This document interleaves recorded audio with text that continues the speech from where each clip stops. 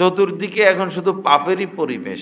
আগের জামানায় কেরামতি ছিল, নদীর উপরে জায়নামাজ বিছায়ে নামাজ পড়া, এটা ছিল আগের জামানায় কেরামতি। যেমন আমাদের হযরত শাহজালাল রহমতুল্লাহ আলাইহ যখন সুরমা নদী পার হন, তো জায়নামাজ বিছাইয়া নদী পার হইছেন। আগের জামানায় কেরামতি এটা ছিল। এই আকাশে উঠতেছেন, তো মানুষ মনে করতেন যে উনি অনেক বড় আল্লাহর ওলি।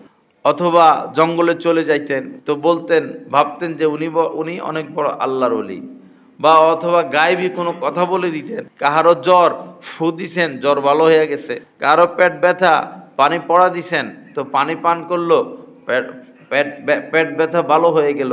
এগুলা আগের জামানার কেরামতি ছিল।